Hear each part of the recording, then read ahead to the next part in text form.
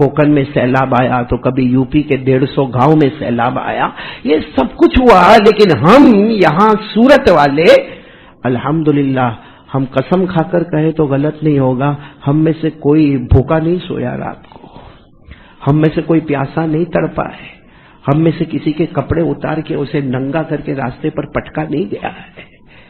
میرے پیارو، اتنا اللہ کی نعمت، اللہ کا احسان، ہم نے اس کے بدلے میں اللہ کو کیا دیا؟ پیارے نبی صلی اللہ علیہ وسلم سے کیسی محبت کی؟ آپ کو ایک بات بتاؤں میرے پیارو، قیامت میں ایک ایک چیز کا جواب دینا ہے، بولو دینا کہ نہیں دینا؟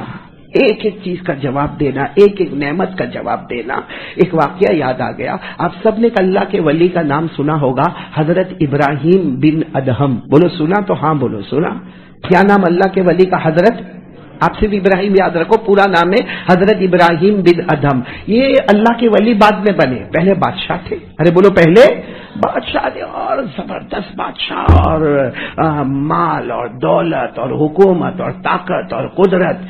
ان کا ایک روز کا روٹین تھا۔ کیا روٹین تھا؟ کہ جب اپنے محل میں رات کو آتے تھے تو ان کا جو سونے کا کمرہ تھا، آرام کرنے کا کمرہ، وہ بادشاہ کا کمرہ کیسا کمرہ ہوگا، اس کے اوپر مسیری کیسی ہوگی، وہ پلنگ کیسا ہوگا، وہ تخت کیسا ہوگا، وہ گدا کیسا ہوگا، وہ بستر کیسا ہوگا، وہ تکیا کیسا ہوگا۔ بھائی بادشاہ بادشاہ ہے۔ آج کل آپ نے دیکھا ہوگا کہ ہمارے یہاں مالداروں کے گھروں میں بھی آپ نے بڑے بڑے بیڈ روم دیکھے ہوں گے اور ایئر کنڈیشن دیکھا ہوگا۔ تو وہ تو حضرت ابراہیم بن ادہم بعد میں اللہ کے ولی بنے، وہ تو پہلے بادشاہ تھے، اور ان کا روز کا روٹین ہے کہ جو ان کا بیڈ روم ہے جس میں ان کو آرام کرنا، وہ اس میں جاتے نہیں، پہلے ایک اپنی خادمہ یعنی کام کرنے والی عورت، نوکرانی، اس کو بھیجتے، اور اس کا روز کا کام تھا کہ پورے کمرے کی صفائی ہو جائے، پورے کمرے کی ستھرائی ہو جائے، پورا کمرہ بالکل کلین ہو جائے۔ تو پھر وہ 10-12 منٹ کے بعد باہر آ کر بولے کہ کمرہ صاف ہو گیا، اور وہ نوکرانی ایک طرف ہو جائے تو پھر بادشاہ کمرے میں جائے اور جا کے آرام کرے۔ ان کا روز کا رات کا روٹین ہے کہ اس طریقے سے اپنے کمرے میں جانا۔ اب ایک دن ایسا ہوا کہ وہ جو نوکرانی ہے نا، نوکرانی کام کرنے والی، کہ باندی کہو، نوکرانی کہو، وہ گئی کمرے میں، تو اس نے وہ بادشاہ کا کمرہ کئی زمانے سے وہ صاف کرتی ہے، اس نے برابر صاف کیا، بستر کو، گدے کو، تکیے کو، سب کو صاف، لیکن اس کو ایک خیال آیا کہ اتنا اونچا گدا، اتنی اونچی مسیری، اتنا اونچا تخت، یہ بادشاہ سوتا ہوگا تو اس کو کتنا مزہ آتا ہوگا۔ تو اس نے ہلکا سا دروازہ بند کیا اور خود سوئی۔ کیوں سوئی؟ صرف دیکھنے کے لیے کہ کتنا نرم گدا ہے اور کتنا مزہ آتا ہے اور کتنا آرام ہوتا۔ اور اس نے اپنے دماغ میں کیا سوچا، 2-4 منٹ سوؤں گی، پھر باہر آ جاؤں گی اور پھر بادشاہ اندر چلے جائیں گے، بادشاہ کو کہاں پتا چلے گا کہ میں بادشاہ کے گدے پر سوئی ہوں۔ یہ سوچ کر وہ لیٹی، بولو یہ سوچ کر وہ اللہ کا کرنا اس کو نیند آ گئی، بولو اللہ کا کرنا اس کو۔ اب یہاں بادشاہ انتظار کرتا کہ 12-15 منٹ کے بعد وہ نوکرانی باہر آتی ہے۔ اب 12-15 منٹ ہو گئی، 20 منٹ ہو گئی، 25 منٹ ہو گئے، آدھا گھنٹہ ہو گیا، 35 منٹ۔ اب یہ بادشاہ غصے میں آگ بگولا ہوا اور آگے جا کے دروازہ کھولا تو اور آگ بگولا ہوا کہ اس کی مسیری پر، اس کے پلنگ پر، اس کے شاہی پلنگ پر کون سو رہی ہے؟ ایک نوکرانی، ایک کام کرنے والی باندی جس کے کپڑے بھی گندے میلے کچیلے، وہ بادشاہ کی مسیری پر سو رہی ہے۔ اب بادشاہ کے ہاتھ میں اس زمانے میں کوڑا ہوتا تھا، اس زمانے میں ایک رواج تھا، بادشاہوں کے ہاتھ میں کوڑا ہوتا تھا۔ وہ تو نوکرانی تو سو رہی ہے اور نیند میں سو رہی ہے۔ اب یہ بادشاہ نے 2-4 کوڑے ایسے کس کے اس کی پیٹھ پر مارے کہ پہلے کوڑے میں وہ چوک کر اٹھی، پھر دوسرا کوڑا پڑا، پھر تیسرا پڑا، پھر چوتھا پڑا، وہ معافی مانگتی رہی۔ اور بادشاہ نے کہا تیرے اندر یہ ہمت کہ تو شاہی بستر پر سوئے، شاہی گدے پر سوئے، جس گدے پر اور جس مسیری پر بادشاہ آرام کرتے اس پر تو سوئے۔ خیر اس نے بہت معافی مانگی اور وہ نوکرانی باہر آئی، لیکن باہر آنے کے بعد وہ نوکرانی کا عجیب حال ہو گیا۔ تھوڑی دیر روئے، بولو تھوڑی دیر، اور پھر تھوڑی دیر ہنسے، پھر تھوڑی دیر بولو روئے۔ اب بادشاہ یہ دیکھ کر اور غصے میں آیا، ایک تو پہلے سے بادشاہ کو غصہ تھا، ویسے بھی لیٹ ہو گیا، اور اس کے شاہی بستر کے اوپر ایک معمولی نوکرانی سوئی، اب اس کو غصہ تو تھا۔ غصے میں آ کر کہتا ہے کہ اپنی نوکرانی سے کہتا ہے یا تو رو یا تو ہنس۔ آدمی روتا ہوگا تو ہنستا، یعنی ساتھ میں بولے ایک آدمی روتا ہوگا تو ہنستا نہیں ہوگا، اور ہنستا ہوگا تو روتا نہیں ہوگا۔ تو رو بھی رہی ہے، ہنس بھی رہی ہے، کوئی ایک کام کر، وہ نوکرانی نے جواب دیا، کہا میں رو رہی ہوں، اس لیے رو رہی ہوں کہ تو نے بہت زور سے مارا ہے، میری عمر کا تو خیال کرتا، میری 50-60 سال کی عمر ہو گئی، تو نے 4-4 5-5 کوڑے میری پیٹھ پر مارے، تو وہ جب درد ہوتا ہے، مجھے درد ہوتا ہے، تکلیف ہوتی ہے تو مجھے رونا آتا۔ تو بادشاہ نے کہا برابر ہے، تو نے غلطی کی، میں نے کوڑے مارے، اور کوڑے مارے تو سامنے والے کو رونا آتا ہے، ہنستی کیوں ہے؟ بھائی ہنس بھی تو رہی تھی نا، ہنستی کیوں ہے؟ تو اس نے ہنستے ہنستے پھر جواب دیا، کہا ہنستی اس لیے ہوں کہ میں 5 یا 10 منٹ سوئی، 4 کوڑے پڑے۔ کتنی منٹ سوئی؟ 5 یا 10 منٹ سوئی تو 4-5 کوڑے پڑے۔ تو زمانے سے سوتا ہے اور معلوم نہیں کتنا سوئے گا، قیامت میں تیرے کو کتنے کوڑے پڑیں گے؟ میں تو تھوڑی دیر کے لیے سوئی، وہ بھی صرف دیکھنے کے لیے کہ بادشاہ کی بستر پر نیند کیسے آتی ہے، اچھا کیسے لگتا ہے، نرم کیسے لگتا، تھوڑی دیر کے لیے سوئی تو 4-5 کوڑے تو نے مارے۔ تو زمانے سے سوتا ہے اور ابھی بھی سوئے گا، اور معلوم نہیں کتنے زمانے تک سوئے گا۔ یہ بستر کا قیامت میں جواب تو دینا پڑے گا، تو اللہ کتنے کوڑے مارے گا؟ میرے دوستو صحیح ہے، اللہ نے ہم کو بہت نعمتیں دی ہے، بولو دی کہ نہیں دی نعمتیں؟ ایک رات جناب نبی کریم بولو نا صلی اللہ، ہمارے نبی سے بڑھ کر اللہ کی قسم کوئی نبی نہیں۔ ہمارے نبی رات کے اندھیرے میں جا رہے، سامنے سے آہٹ ہو رہی کہ کوئی آ رہے، ہمارے نبی صلی اللہ علیہ وسلم سمجھ گئے، فوراً آواز دی ہمارے نبی نے، السلام علیکم یا ابا بکر۔ تو حضرت ابو بکر نے کہا اللہ کے رسول کی آواز آئی، آپ آ رہے؟ ہمارے نبی نے فرمایا ہاں میں آ رہا ہوں۔ تو حضرت ابو بکر رضی اللہ تعالیٰ عنہ نے پوچھا کہ اللہ کے رسول یہ رات کو آپ کہاں جا رہے؟ ہمارے نبی نے فرمایا جو چیز تجھے گھر سے باہر نکالی ہے اسی بھوک نے مجھے بھی گھر سے باہر نکالا ہے۔ تو بھوکا ہے، مجھے معلوم ہے تو بھی بھوک کی وجہ سے باہر آیا ہے، اور میں بھی بھوک کی وجہ سے باہر آیا ہوں۔ ابھی تو اللہ کے رسول اور حضرت ابو بکر بات کر رہے کہ سامنے سے ایک صحابی آ رہے، ہمارے نبی نے فرمایا دیکھو عمر آ رہے ہیں، اور وہ بھی اسی لیے آ رہے جس لیے ہم دونوں یہاں پر جمع ہیں۔ اب اللہ کے رسول صلی اللہ علیہ وسلم بولو کون؟ حضرت ابو بکر حضرت عمر آپس میں مشورہ کر رہے کہاں جانا۔ ایک صحابی کا نام طے ہوا، ابو الہیثم، بولو کیا نام؟ ابو الہیثم۔ کہا ان کے گھر پر جائیں گے۔ اب حضرت ابو الہیثم کے گھر پر جب جانا ہوا، اب ان کا ایک گھر تھا اور گھر کے پیچھے باغ تھا، تو جیسے ہمارے آقا صلی اللہ علیہ وسلم گئے تو ابو الہیثم تو گھر پر نہیں تھے، ان کی بیوی گھر پر تھی، لیکن ان کی بیوی نے کہا آپ رکے کیونکہ اللہ کے رسول میرے گھر پر آئے، ابو بکر صدیق آئے، عمر فاروق آئے، آپ رکے، میں اپنے شوہر کو پیچھے سے بلا لیتی ہوں، بس وہ باغ میں گئے ہیں۔ وہ بیوی گئی اور کہا اللہ کی قسم آج سے بڑھ کر کوئی رات نہیں ہوگی کہ ہمارے گھر مہمان بن کے آئے ہیں، صدیق بھی آئے ہیں، فاروق بھی آئے ہیں، اور سارے نبیوں کے نبی بھی آئے ہوئے ہیں۔ ابو الہیثم آئے اور انہوں نے دیکھا اللہ کے رسول، ابو بکر صدیق، عمر، اس زمانے میں جلدی سے بکری کو ذبح کیا اور اس کے بعد میں پہلے کھجور لے کر آئے، بولو کیا لے کر آئے؟ کھجور لے کر آئے، کھجور کے بعد میں پھر وہ گوشت پیش کیا گیا، پیٹ بھر گیا، بولو ظاہری بات ہے کہ گوشت بھی کھا لیے اور کھجور بھی کھا لیے۔ پھر ابو الہیثم انگور لے کر آئے، بولو کیا لے کر آئے؟ انگور لے کر آئے اور یوں پھیلا دیا۔ تو جب انگور کھا رہے تھے نا تو جناب نبی کریم صلی اللہ علیہ وسلم کی آنکھوں میں آنسو تھے، تو حضرت عمر نے کہا اللہ کے رسول ما یبکی کا، اب کیوں رو رہے؟ اب تو آپ کا بھی ماشاءاللہ آپ کا پیٹ مبارک بھرا ہوا، میرا پیٹ بھرا ہوا، حضرت ابو بکر کا پیٹ بھرا ہوا، آپ کو رونا کس بات کا آ رہا؟ کس بات کا آ رہا؟ تو ہمارے نبی نے فرمایا رونا اس بات کا آ رہا ہے کہ جو ہم نے کھایا ہے کل قیامت میں اس کا جواب دینا پڑے گا۔ ہم نے جو کھایا ہے، تو حضرت عمر رضی اللہ تعالیٰ عنہ جو انگور کی ڈنڈی آتی نا، آپ نے بھی دیکھا ہوگا انگور کے ساتھ جو ڈنڈی لگی ہوتی، حضرت عمر رضی اللہ تعالیٰ عنہ نے وہ انگور کی ڈنڈی اٹھائی اور یہ زمین پر رکھا، اس کا یعنی یہ کچھ 4-5 انگوروں کا اس کا جواب قیامت میں دینا پڑے گا۔ ہمارے نبی نے فرمایا اس ذات کی قسم جس کے قبضے میں محمد کی جان ہے، انگور نہیں جو ہم پانی پیتے ہیں اور سانس لیتے ہیں، ایک ایک سانس کا اور ایک ایک پانی کے گھونٹ کا بھی کل قیامت میں جواب دینا پڑے گا۔ اتنا ہمارے نبی نے فرمایا، حضرت جبرائیل آئے، بولو سبحان اللہ، کون آئے؟ حضرت جبرائیل آئے اور فرمایا آپ نے جو کہا اللہ نے وہی فیصلہ کیا ہے۔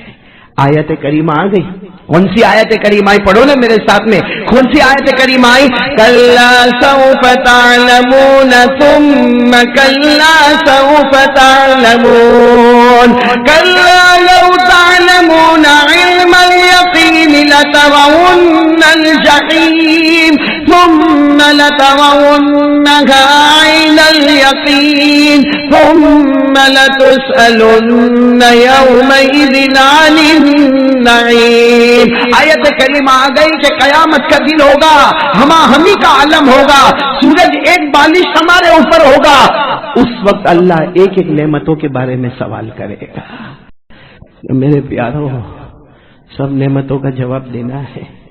اور آج چلو نعمتیں ملی، اللہ کا کرم ہے، شکر کریں گے اللہ اور دے گا.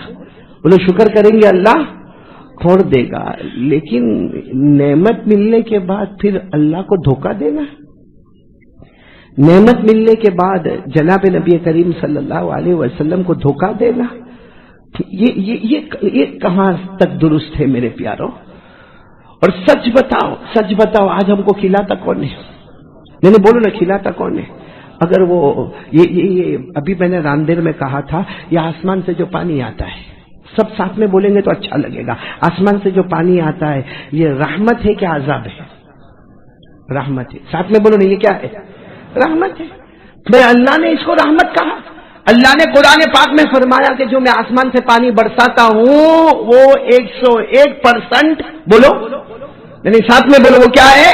اللہ نے فرمایا ما یفتح اللہ للناس من رحمت فلا ممسک لها وما یمسک فلا مرسل له من بعده.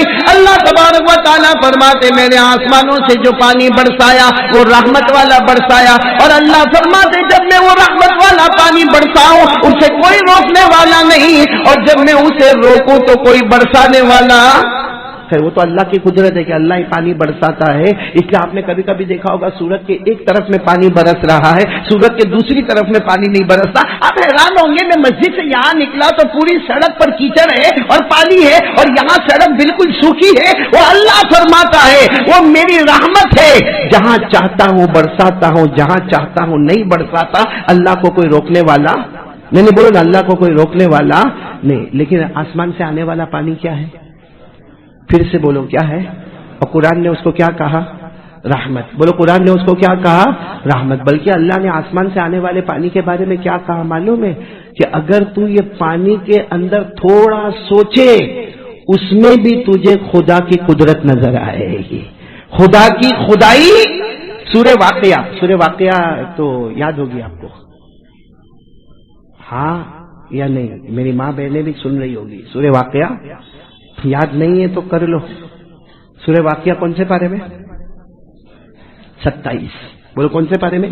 سورہ رحمان کے بعد کیا ہے؟ سورہ واقعہ. یاد کر لو. آپ کو معلوم ہے نا حضرت عثمان رضی اللہ تعالیٰ عنہ، جب یہ بات تھوڑی ادھر سے ادھر جا رہی ہے، حضرت عثمان رضی اللہ تعالیٰ عنہ جب امیر المومنین بنے تو ہوتا یہ تھا کہ جو صحابہ کرام دعوت و تبلیغ کا کام کرتے، جو صحابہ کرام امامت کراتے، جو صحابہ کرام اذان دیتے، ان کی تنخواہ کون دیتے تھے؟ امیر المومنین حضرت عثمان. اب حضرت عثمان کے پاس جیسا مہینہ ختم ہو سب لوگ تنخواہ لینے کے لیے آتے، اور حضرت عثمان سب کی جو تنخواہ مقرر ہوتی وہ دیتے. ایک صحابی تنخواہ لینے نہیں آتے. کون؟ حضرت عبداللہ ابن مسعود. بولو کون؟ حضرت عبداللہ. اب ایک مہینہ ہوا، 2 مہینے ہوئے، 3 مہینے، اور حضرت عثمان رضی اللہ تعالیٰ عنہ امیر المومنین نام آوے حضرت عبداللہ ابن مسعود. اچھا یہ مہینے میں نہیں آئے، ان کی تنخواہ جمع کر دو. دوسرے مہینے میں نہیں آئے، جمع کر دو. 2 مہینے کی تنخواہ جمع ہو گئی. تیسرے مہینے نہیں آئے، چوتھے مہینے نہیں آئے، 5ویں مہینے نہیں آئے. ارے 5 مہینے کی ان کی تنخواہ جمع ہے. ایک دن حضرت عثمان رضی اللہ تعالیٰ عنہ نے کسی کو بھیجا کہ جاؤ حضرت عبداللہ ابن مسعود کو بلاؤ، 5 مہینے کی تنخواہ جمع ہے اور ہم کو معلوم ہے ان کی 4 بچیاں ہیں. تو یہ آ کیوں نہیں رہے پیسہ لینے کے لیے؟ تو جب حضرت عبداللہ ابن مسعود آئے تو حضرت عثمان نے کہا یا ابن ام عبد، یعنی حضرت عبداللہ ابن مسعود کو کہا کیا معاملہ ہے؟ 5 مہینے کی تنخواہ جمع ہو گئی، اب تنخواہ لینے کے واسطے نہیں آتے؟ تو عبداللہ ابن مسعود نے کہا کتنی جمع ہوئی؟ تو بتایا انہوں نے جتنی جمع ہوئی 5 مہینے کی. کہا پھر کیا کروں گا 5 مہینے کے بعد؟ نہ کہا ہر مہینے آ جانے کا، ہر مہینے کہا نہیں یہ معاملہ نہیں ہے، مطلب ہے کہ آپ اللہ کو پیارے ہو جائیں گے. پھر آپ کے بعد کون امیر المومنین بنے گا؟ وہ میری تنخواہ مقرر کرے گا کہ نہیں کرے گا؟ تو حضرت عثمان رضی اللہ تعالیٰ عنہ نے کہا نہیں ہمارے بعد جو بھی امیر المومنین بنیں گے وہ آپ کی تنخواہ مقرر کریں گے. کہا ان کے جانے کے بعد کیا ہوگا؟ تو کہا ان کے جانے کے حضرت عبداللہ ابن مسعود نے کہا میرے جانے کے بعد میری بیٹیوں کا کیا ہوگا؟ بھائی میں چلا جاؤں گا، میری 4 بیٹیاں تم کہہ رہے ہو ان کا کیا ہوگا؟ تو حضرت عثمان کہتے ہیں مجھے آپ کی بات سمجھ میں نہیں آتی۔ حضرت عبداللہ ابن مسعود رضی اللہ تعالیٰ عنہ روئے اور روتے روتے کہا میرے آقا محمد رسول اللہ صلی اللہ علیہ وسلم نے مجھے سورہ واقعہ سکھائی اور میں نے اپنی بیٹیوں کو سورہ واقعہ سکھائی، اور میرے نبی نے فرمایا تھا کہ جس گھر میں رات کو سورہ واقعہ پڑھی جائے وہ گھر میں قیامت آ سکتی ہے، مگر فقر و فاقہ کبھی اس گھر میں نہیں آ سکتا۔ اور ایک روایت میں جس گھر میں سورہ واقعہ پڑھی جاتی ہو گھر کا کوئی بھی آدمی بھوکا اور پیاسا رات کو نہیں سوئے گا۔ تو کہا میں نے سورہ واقعہ سکھا دیے، تمہاری معلوم نہیں پگار کب تک آوے نہ آوے، سورہ واقعہ قیامت تک کا فیصلہ کرے گی۔ اسی سورہ واقعہ میں اوپر سے آنے والا پانی، اس کو اللہ کیا فرماتے ہیں سنتے جانا۔ دیکھو جو آسمان سے پانی آتا، آج کل بارش کا موسم ہے، آسمان سے پانی آتا، اللہ کیا فرماتے افرأیتم الماء الذی تشربون اانتم انزلتموه من المزن ام نحن المنزلون لو نشاء جعلناه اجاجا۔ اللہ تبارک و تعالیٰ فرماتے میرے بندے اور میری بندیوں یہ تو بتاؤ جو آسمان سے پانی آتا ہے تم پیتے ہو، اسے تم اتارنے والے یا ہم اتارنے والے؟ ساتھ میں بولو نا کون اتارنے والا؟ یہ پانی ہمیں پلانے والا کون؟ بولو اللہ ہی۔ آسمانوں سے اتارنے والا کون؟ اللہ ہی۔ آسمانوں سے نازل کرنے والا کون؟ اللہ کیا فرماتے اے میرے بندے شکر مانو، شکر مانو آسمان سے جو پانی آتا۔ اللہ کہتے میں نے تمہارے گناہ کو نہیں دیکھا، تمہارے گندے گندے گناہوں کو میں نے نہیں دیکھا، اگر میں تمہارے گناہ کو دیکھتا لو نشاء جعلناه اجاجا۔ اللہ فرماتے اگر میرے بندے بندیوں میں تمہارے گناہ کو دیکھتا آنے والے پانی کو کھارا بھی بنا دیتا، کڑوا بھی بنا دیتا، تمہارے گلے میں اٹکا بھی دیتا، لیکن میں نے اپنی رحمت کو دیکھ کر ہمیشہ پانی کو خوشگوار بنا دیا۔ تو پانی بھی اللہ کی توحید ہے کہ اس میں اللہ کی رحمت ہے، ورنہ ہمارے گناہ ہوتے تو یہ پانی۔ تو میرے پیاروں ایک ایمان سے بولو، ایمان سے بولو، ایک نہ ایک دن اللہ کو جواب دینا ہے نا۔ تو اللہ کی بہت نعمتیں ہم نے کھا رہے اور معلوم نہیں کتنا کھائیں گے، ذرہ برابر بھی تکلیف ہم سے برداشت، یعنی بولو نا ذرہ برابر تکلیف ہم سے برداشت۔ ہاں ذرا ہم کو کچھ تکلیف ہوئی، آپ نے دیکھا ہوگا کسی ڈاکٹر کے پاس دوڑ رہا، کوئی آیورویدک کے پاس جا رہا، کوئی حکیم کے پاس جا رہا، کوئی کسی مولانا تعویذ والے کے پاس جاتا، کیا ہوا ہلکی سی تکلیف ہم کو برداشت نہیں ہوتی۔ تو میرے پیاروں ہم اللہ کو کتنی تکلیف دیتے ہیں کہ کھاتے ہیں اس کا، پیتے ہیں اس کا، اس کی دھرتی، اس کا آسمان، اور جو چیز اللہ نے منع کیا وہ کرتے ہیں۔ وہ جو چیز اللہ نے منع کیا وہ، اور جو چیز اللہ نے کہا کرو وہ کرنے کو تیار ہے۔ میرے پیاروں یہ جو قرآن ہم کو نظر آتا ہے نا، بولو نا یہ قرآن جو ہم کو نظر آتا ہے نا، یہ بہت بہت پیارا کلام ہے، اور بہت محنتوں سے ایمان ہمارے ہاتھ میں آیا ہے۔ اور پھر ایک مرتبہ بولو قیامت میں جواب دینا پڑے گا کہ نہیں دینا پڑے گا؟ یعنی ساتھ میں بولو نا قیامت میں جواب دینا ہوگا کہ نہیں دینا ہوگا؟ اللہ ایک ایک سوال پوچھیں گے، اے میرے بندے تیری عمر کو تو نے کہاں گزارا، تو نے تیری جوانی کو کہاں گزارا، تو نے مال کہاں سے کمایا، تو نے مال کہاں خرچ کیا؟ یہاں تک سوال ہوگا تو نے علم حاصل کیا، تجھے معلوم تھا کہ نماز فرض ہے پھر تو نے نماز کیوں نہیں پڑھا، تجھے معلوم تھا زکات فرض ہے پھر تو نے زکات کیوں ادا نہیں کیا؟ اللہ کہیں گے تجھے معلوم تھا سود لینا حرام ہے پھر ریاض کا کاروبار کیوں کیا؟ یہ سب سوالوں کے جوابات بولو ہوں گے کہ نہیں ہوں گے؟ ہاں کیونکہ ہم مریں گے، مرنے کے بعد پھر اللہ ہم کو، نہیں بولو نا مرنے کے بعد پھر اللہ ہم کو، حضرت ابراہیم علیہ الصلوۃ والسلام کا نام سنا، بولو ہاں، بولو سنا تو بولو ہاں سنا حضرت ابراہیم علیہ الصلوۃ والسلام کا نام، بڑے پیغمبر تھے نا، جلیل القدر پیغمبر تھے، اللہ کے خلیل تھے، اللہ کے دوست تھے، لیکن وہی حضرت ابراہیم علیہ الصلوۃ والسلام ایک مرتبہ کوئی ایسے قبرستان کے پاس سے گزرے اور حضرت ابراہیم علیہ السلام نے وہ قبرستان کو دیکھا، کتنی ساری قبریں پرانی ہے اور سڑ گئی ہے، گل گئی ہے، کون اس میں دفن ہوا کون نہیں دفن ہوا، مرد گیا عورت گیا، کون سا خاندان، کچھ نہیں معلوم۔ حضرت ابراہیم علیہ السلام نے جب قبرستان کو دیکھا، ویران دیکھا، پوری اجڑی ہوئی قبرستان دیکھا اور پوری ٹوٹی ہوئی قبرستان دیکھا اور ساری قبریں گل گئی ہے، تو حضرت ابراہیم علیہ السلام نے اس وقت اللہ کو پوچھا، اللہ یہ سب مر گئے، گل گئے، سڑ گئے، ہڈی ہو گئے، ان کا نام و نشان ختم ہو گیا، اللہ ان کو قیامت میں زندہ کیسے کرے گا؟ اللہ ان کو قیامت میں زندہ کیسے کرے گا؟ تو اللہ نے کیا پوچھا، میرے ابراہیم تم کو ایمان نہیں، تم کو یقین نہیں میں اللہ ہوں، تم کو یقین نہیں؟ حضرت ابراہیم علیہ السلام نے کہا نہیں اللہ یقین تو پورا یقین ہے کہ اللہ تو سب کر سکتا، لیکن اللہ یہ قبرستان کا حال تو دیکھو اور قبروں کا حال دیکھو، اللہ واپس ان کو زندہ کرنا، ان کو آنکھ دینا، کان دینا، ناک دینا، منہ دینا، دانت دینا، ہاتھ دینا، پاؤں دینا، اللہ یہ سب کیسا ہوگا؟ اللہ نے کیا فرمایا، ابراہیم وہیں رہو، 4 پرندے بلاؤ۔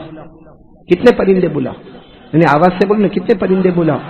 4 چونکہ قرآن میں 4 لکھا ہے اس لیے میں 4 ہی بولوں گا، قرآن میں لکھا ہے کتنے پرندے بلاؤ؟